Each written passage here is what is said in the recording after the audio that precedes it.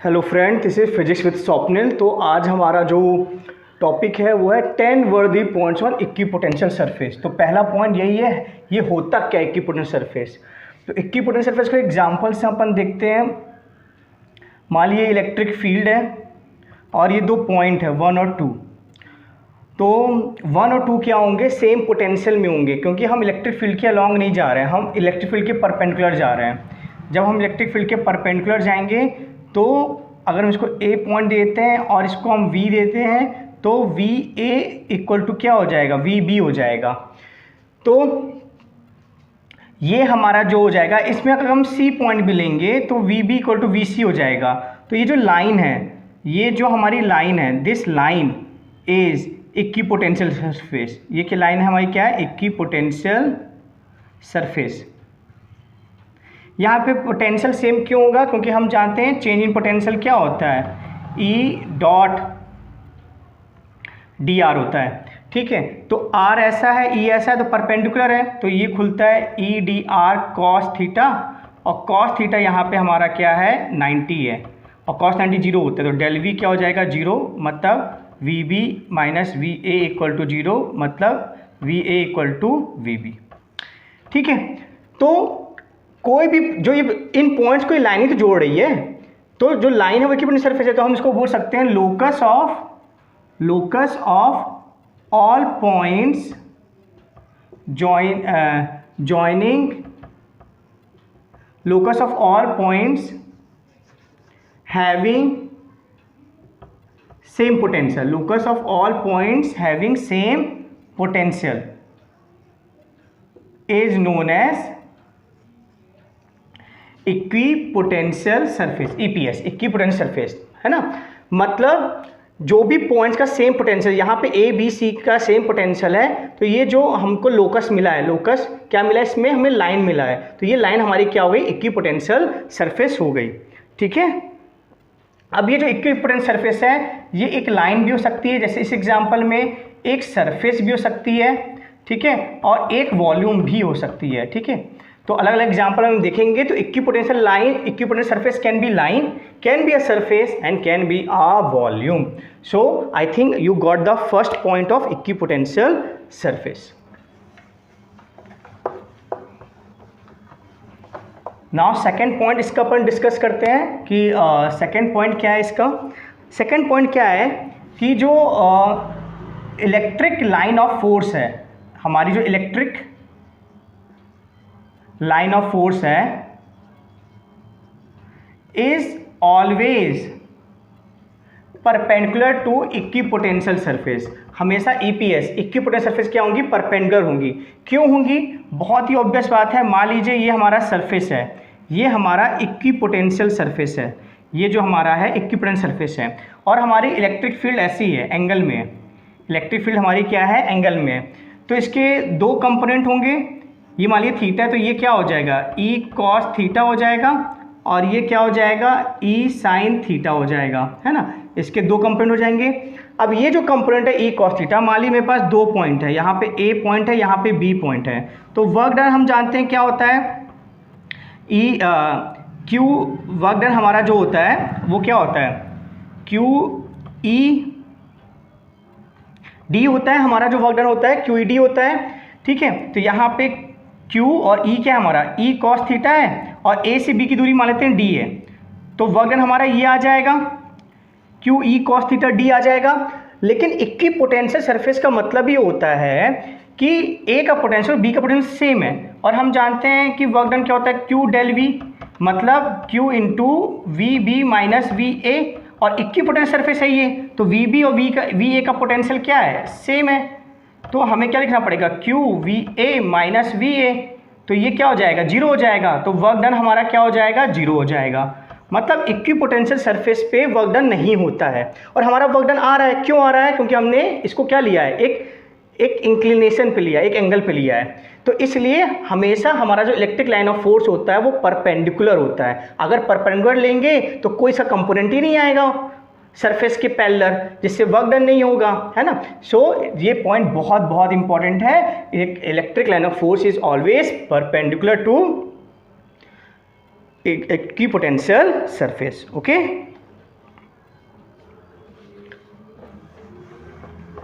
Third point इसका देखते हैं। थर्ड पॉइंट क्या है? इसका जो थर्ड पॉइंट है, इक्विपोटेंशियल सरफेस जो होते हैं क्रॉस नहीं करते। मान लीजिए दो इक्विपोटेंशियल सरफेस है, ये इक्विपोटेंशियल सरफेस 1 है और ये इक्विपोटेंशियल सरफेस 2 है और ये पॉइंट है, तो इस 1 का भी कुछ पोटेंशियल आएगा VA और इस 2 का भी कोई पोटेंशियल आएगा VB। मतलब एक पॉइंट P में दो पोटेंशियल आ रहे हैं जो कि पॉसिबल नहीं है। एक पॉइंट में तो एक ही पोटेंशियल आता है। So equipotential surface never intersect because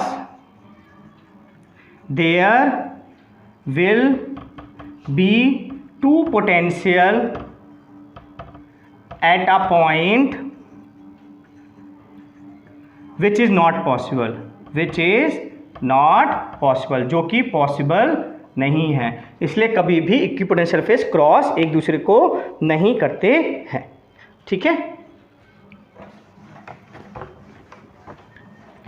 इसका फोर्थ पॉइंट देखते हैं कि फोर्थ पॉइंट क्या है। फोर्थ पॉइंट क्या है कि कोई भी अगर एक चार्ज कंडक्टर है, अगर कोई भी एक चार्ज कंडक्टर है, ये मान लीजिए कंडक्टर है, तो जिस शेप का कंडक्टर होगा उस शेप का ही इक्विपोटेंशियल सरफेस होगा।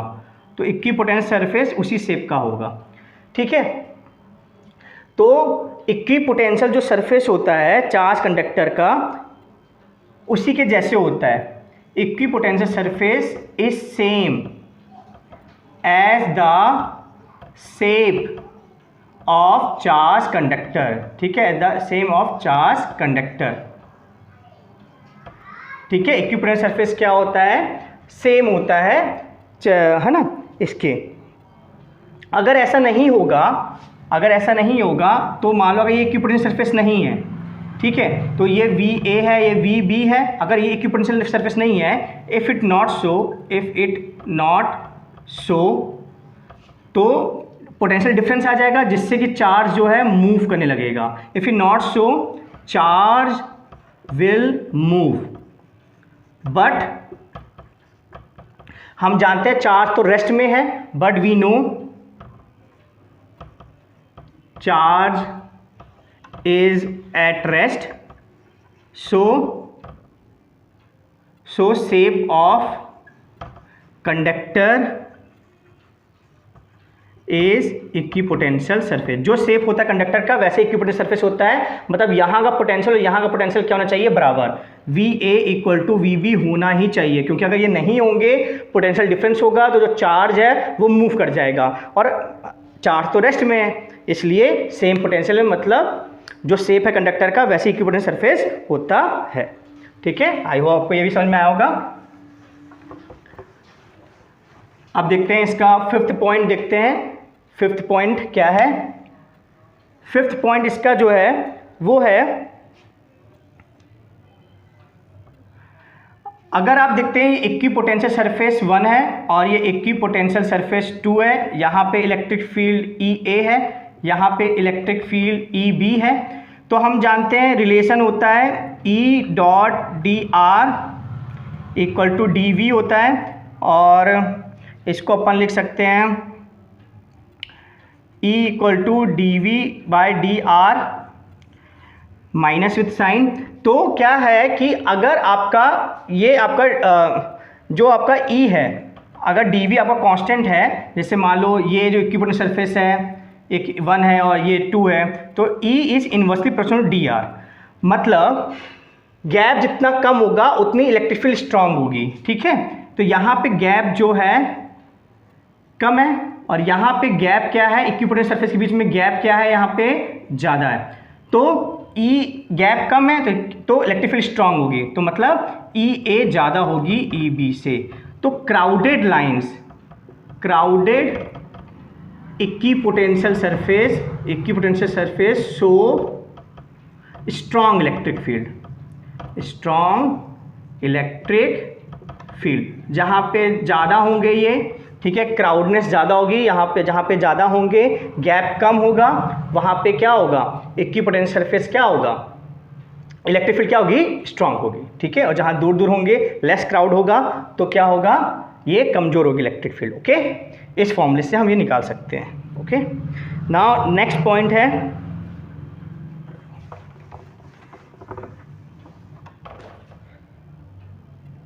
अगर एक इक्विपोटेंशियल सरफेस में हम चार्ज को मूव करवाते हैं, मान लीजिए ये इक्विपोटेंशियल सरफेस है, ये हमारा EPS है और हम एक चार्ज Q को मूव करवाते हैं, A से B तक मूव करवाते हैं, तो हम जानते हैं वर्क डन क्या होता है, Q del V होता है। अब क्योंकि ये इक्विपोटेंशियल सरफेस है तो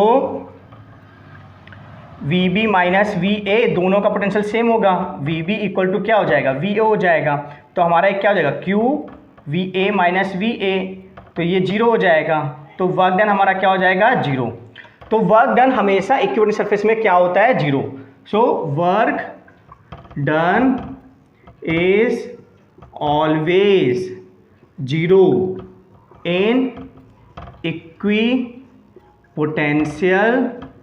सरफेस। ठीक है, इक्विपोटेंशियल सरफेस में वर्क डन क्या होता है, हमेशा 0 होता है। ठीक है, तो ये था हमारा 6th पॉइंट। ठीक है, वर्क डन हमेशा क्या होता है, इक्विपोटेंशियल सरफेस में 0 होता है। ठीक है, अब 7 पॉइंट ये है कि अगर दो इक्विपोटेंशियल सरफेस हैं, एक इक्विपोटेंशियल सरफेस 1 है और इक्विपोटेंशियल सरफेस 2 है, तो चार्ज Q को अगर A से B ले जा रहे हैं, मतलब एक इक्विपोटेंशियल सरफेस से दूसरे इक्विपोटेंशियल सरफेस जा रहे हैं, मान लो ये V1 है, इसका पोटेंशियल V2 है, तो हमारा जो वर्क डन हो जाएगा वो Q del V हो जाएगा, है ना, मतलब W equal to Q V2 minus V1 हो जाएगा। सो इसका पॉइंट क्या है, work is done in moving charge from one equipotential surface to other.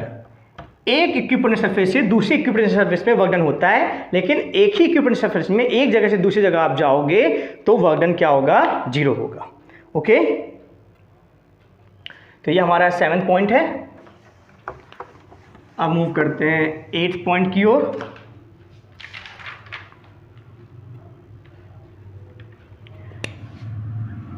अगर हम एक हॉलो स्फीयर लेते हैं और यहाँ पे चार्ज है,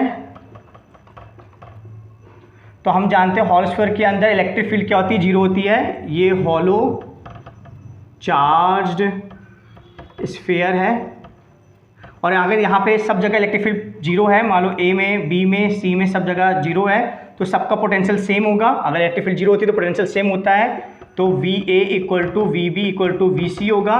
तो यहाँ पे हमें क्या मिल रहा है, इक्विपोटेंशियल जो सरफेस है वो क्या है, वॉल्यूम है। क्या है, वॉल्यूम। तो जो हॉलो कंडक्टर के अंदर का वॉल्यूम होता है वो इक्विपोटेंशियल वॉल्यूम होता है। ठीक है, स्टार्टिंग में बताया था ना, इक्विपोटेंशियल सरफेस लाइन भी होता है, सरफेस भी होता है, वॉल्यूम भी होता है। लाइन का एग्जांपल दे दिया था, ये वॉल्यूम का एग्जांपल है। तो हॉलो चार्ज स्फीयर का जो इक्विपोटेंशियल सरफेस होता है वो वॉल्यूम होता है। ओके, अब कुछ इक्विपोटेंशियल अपन ड्रॉ करेंगे। अगर हम बात करते हैं यूनिफॉर्म इलेक्ट्रिक फील्ड की बात करते हैं, ठीक है, तो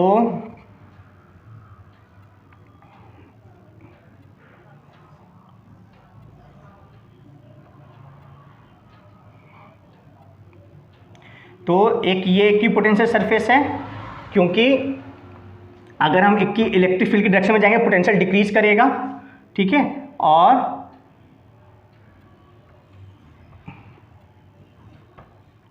एक ये इक्विपोटेंशियल सरफेस है। ठीक है, दो इक्विपोटेंशियल सरफेस में जाएंगे, ये VA और ये VB। ठीक है, तो यहाँ पे इक्विपोटेंशियल सरफेस क्या है, एक सरफेस है, प्लेन है, क्योंकि और VA हमारा ग्रेटर होगा VB से, क्योंकि इलेक्ट्रिक फील्ड की डायरेक्शन में जाते हैं तो पोटेंशियल क्या होता है, चेंज होता है। लेकिन यहाँ सारे पॉइंट में इक्विपोटेंशियल सरफेस क्या होगा, सेम होगा।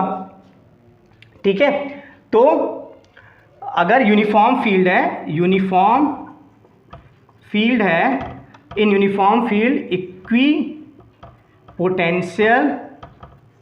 Surface is plane. अगर एक यूनिफॉर्म फील्ड है तो इक्विपोटेंशियल सरफेस क्या होता है, प्लेन होता है। ठीक है, और अगर एक पॉइंट चार्ज है, अगर हमारा क्या है, एक पॉइंट चार्ज है, तो यहाँ पे इक्विपोटेंशियल सरफेस क्या होगा, क्राउडेड होगा, और यहाँ पे गैप ज़्यादा होगा। क्यों ऐसा यहाँ पे है क्राउडेड, यहाँ पे ये इक्विपोटेंशियल सरफेसेस हैं, यहाँ पे क्या है, यहाँ पे ये सब क्या है, क्राउडेड है। क्राउडेड क्यों है पहले समझाया है, क्योंकि इलेक्ट्रिक फील्ड क्या है, इलेक्ट्रिक फील्ड है हमारी स्ट्रॉन्ग। क्या है हमारी इलेक्ट्रिक फील्ड, स्ट्रॉन्ग। क्योंकि हम जानते हैं कि V इक्वल टू क्या होता है, E इक्वल टू क्या होता है, के क्यू अपॉन आर स्क्वायर। जैसे जैसे आर बढ़ता जाएगा इलेक्ट्रिक फील्ड वीक होती जाएगी। तो यहाँ पे क्या है, गैप ज़्यादा है, तो यहाँ पे क्या है हमारी, यहाँ पे हमारी वीक इलेक्ट्रिक फील्ड है। क्या है, वीक इलेक्ट्रिक फील्ड है। ठीक है, तो जहाँ वीक इलेक्ट्रिक फील्ड होगी तो इक्विपोटेंशियल सरफेस के बीच में गैप ज़्यादा होगा, और जहाँ स्ट्रॉन्ग इलेक्ट्रिक फील्ड होगी तो इक्विपोटेंशियल सरफेस के बीच में गैप क्या होगा, कम होगा। ठीक है, अब फाइनली हमारा 10th पॉइंट, जो हमारा 10th पॉइंट है वो एक एग्जाम्पल है, बहुत शानदार एग्जाम्पल है। मान लो ऐसे इक्विपोटेंशियल है 10 वोल्ट और 20 वोल्ट है और 30 डिग्री के एंगल पे है। अब हमें बता रहा है इलेक्ट्रिक फील्ड बताना है। तो हम लोग जानते हैं जो electric field line of force होता है वो परपेंडिकुलर होता है। तो ये परपेंडिकुलर हमने किया, देखिए ये परपेंडिकुलर है। ठीक है, ये हमारा इक्विपोटेंशियल सरफेस है, ये हमारा इक्विपोटेंशियल सरफेस 1 है, और ये हमारा इक्विपोटेंशियल सरफेस 2 है, और ये क्या है हमारा इलेक्ट्रिक लाइन ऑफ फोर्स है। क्या है, इलेक्ट्रिक लाइन ऑफ फोर्स। क्योंकि इलेक्ट्रिक लाइन ऑफ फोर्स क्या होता है, इक्विपोटेंशियल सरफेस के परपेंडिकुलर होता है। अब डायरेक्शन ये हो गया, ये होगी, तो हम जानते हैं कि जब पोटेंशियल जहाँ डिक्रीज होता है वो इलेक्ट्रिक फील्ड की डायरेक्शन होती है। तो इलेक्ट्रिक फील्ड की डायरेक्शन ये होगी, क्योंकि पोटेंशियल जहाँ डिक्रीज होता है वो इलेक्ट्रिक फील्ड की डायरेक्शन होती है। अब हमें निकालना है, तो हम जानते हैं del V equal to E D X होता है, ई की डायरेक्शन में लेना पड़ता है, तो हमें ये लेना पड़ेगा।